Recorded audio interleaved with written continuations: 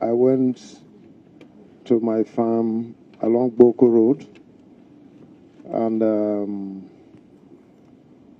on our way back, we started hearing some gunshots.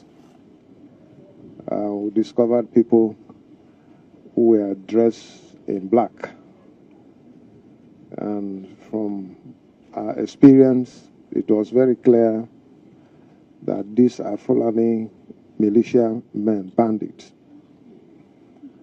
And I do not want to take things for granted, because a few days ago, the media were awash with the communique or the statement from the Fulani Miyetti Allah, who met in Yola. That is where they met in 2006, and decided that they must take Nigeria as their country, and every other person living here must be slave. That was why they started infiltrating the entire country. And they came out with a statement.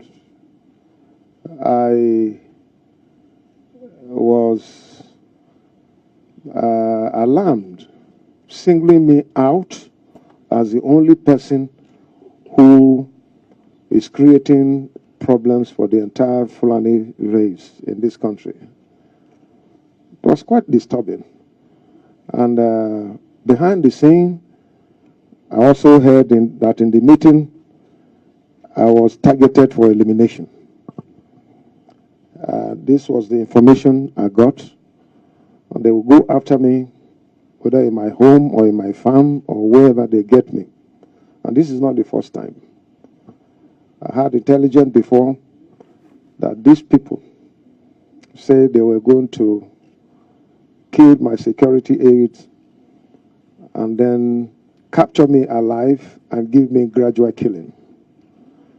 But like I always say, my life is in the hands of God. It's not in the hands of any Fulani man or anybody whatsoever. And I still remain firm. I will fight for truth, justice, equity, and fairness till when God permits that I should not be here again. Then I can go. But it's only God that can permit my exit on this earth. Not any Fulani man. I want to say it boldly.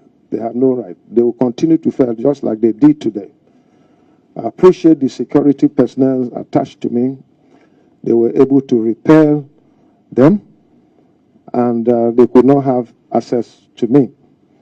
And thank God for my fitness to have run for more than 1.5 kilometers without stopping. It means that God has given me strength, and I'm grateful to God. And I want to say a quote from Reverend Dr. Martin Luther King Jr., who said, "If peace means keeping my mouth shut in the midst of injustice and evil, I don't want peace. If peace means willingness to be exploited economically, dominated politically, humiliated and segregated, I don't want peace." Martin Luther King Jr. This is what he said.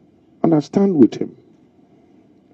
I'm not going to subject myself to intimidation of anyone whatsoever. I don't have problems with any Fulani man or Fulani race.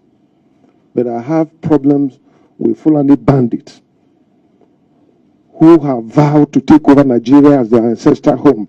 And I say no.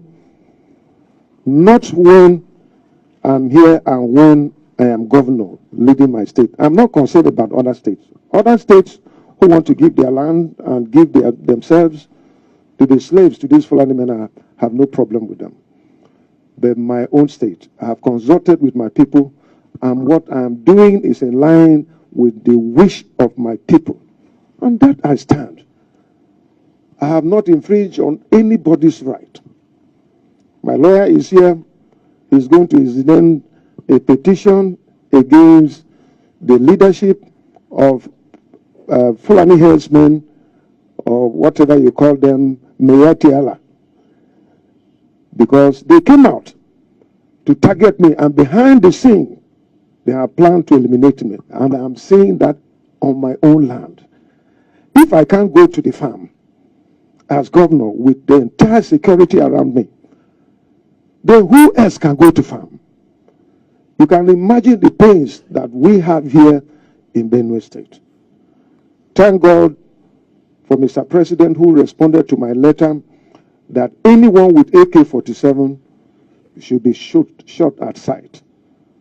I'm yet to see that. Let me see it happening in Benue State. I have reported this to the security agencies, and I hope that this will be done so that the land will be safe for our people to go back to farm and do their work and survive and live their life.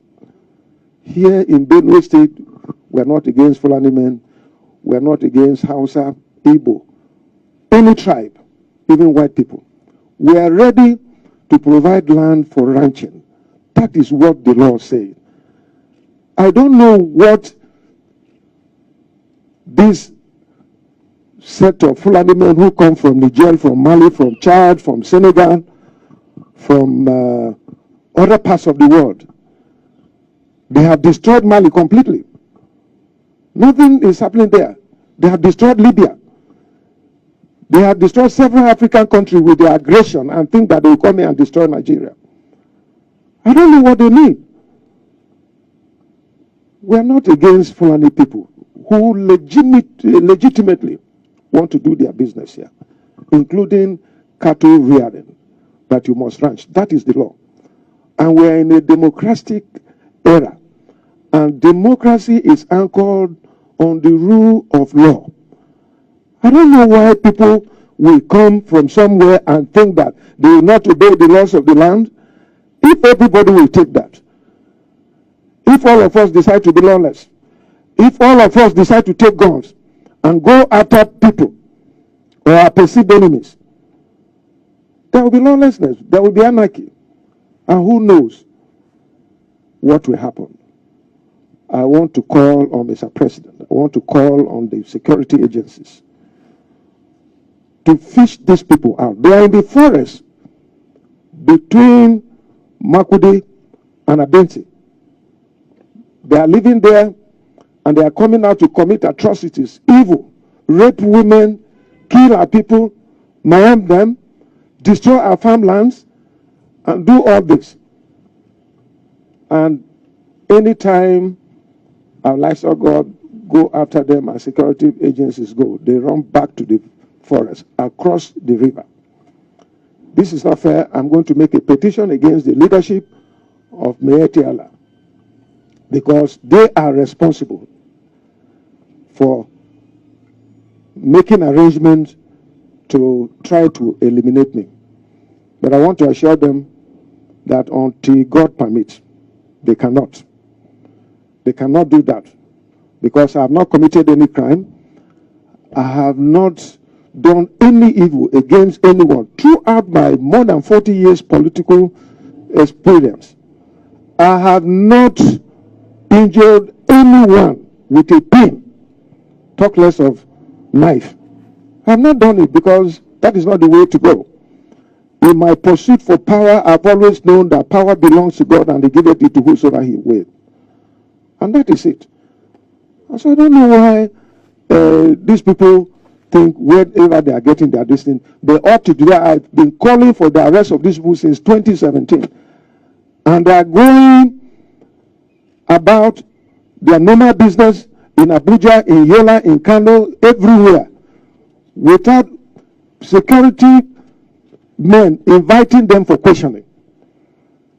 And the worst thing that pains me is these people are protected by our Nigerian security men, our taxpayers' money, our security men that are inadequate because of the crisis caused by this Miyetti Allah. And the police are still protecting them. What is the reason? Are we second-class citizens? I'm not second-class citizen to anyone in this country. I pay tax. just like any other person, and I'm law-abiding, and I hope that the security agencies will question these people, why they should single me out in their Yola meeting and behind the scene giving orders for me to be eliminated, and I have seen the result today. If not for the security personnel that were with me, I don't know, maybe I would have been a story. So that is it, but I'm going to make a petition to the president and to the security agencies for the leadership of Miyetti Allah to be arrested. They have no right. What they are doing is not correct, and government must not fold its hands. I believe in the unity of this country, and I'm not against anyone. I'm not fighting anyone, but I'm fighting for the right of the people that elected me. I'm fighting for justice, equity, and fairness, and I cannot compromise that one. And the law prohibiting open grazing in Benue State can never be reviewed.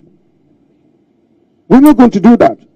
I consulted with my people, and my people say that it will never be reviewed. On that we stand. Rather, if we are reviewing it, we are going to put more stringent conditions attached to it. For instance, the payment of fine on heads of cattle that are arrested in Benue State. So nobody should think about that. And come to think of it, I remain a solution to the problem that have bedeviled this country as far as herdsmen and farmers' crisis is concerned. Since 2016, I've been propagating ranching as a global best practice. And that is where we are today. Pessimism and skeptics who never accepted it, today they're accepting it. People who came out openly and attacked me, today they have laid the same bill to their houses of assembly to have ranches all over the place. And that is the only solution. So why have I become a problem? By finding a solution to a problem that is existing, and government is not able to come out to make pronouncement or legislate to ensure that we all live in peace. How am I a problem? Let them come and tell the whole world. Let them tell me. And I have always said that, look, if you disagree with me, tell me the other option that is superior to the one that I have brought on the table. Up to today, nobody has said it. I challenge all Nigerians. I challenge all Fulani men who are against me. I challenge Nigerians who are against me. Come out and tell me if there is another solution to ensure peace for farmers and herdsmen, and not just farmers and herdsmen and the people. Tell me, so that if it is superior to providing ranching for cattle rearing, then we can follow you. But it is clear to me that the issue of herdsmen in Nigeria, especially the Fulani men, it is just a camouflage. The agenda is to take over the land, and they have said it. I'm quoting them. It is in the media. They have said Nigeria is the only country that belongs to them. They will take over, and everybody will be slave. And I won't be a slave to any Fulani man. That is the point. Count me out. And the Tea people, the Benue people will not be slaves. And we're not going to catch other people to be slaves to us. Live and let's live. Democracy, freedom for everybody. Everybody should be free to express himself, to associate with everybody and do your business. That is all. I don't know why. And I want to commend my colleague in Ekiti State, who came out yesterday clearly as the chairman of our governors forum to say that this government have failed.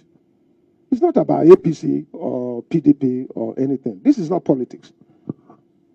My respect to my chairman, governors forum. That is the truth. The Bible says you shall know the truth and the truth will set you free. And so for him as an APC member to come out and say this, because if it were another governor from another party or myself coming, they would say we are playing politics. But Fayemi came out clearly and said that this government has failed.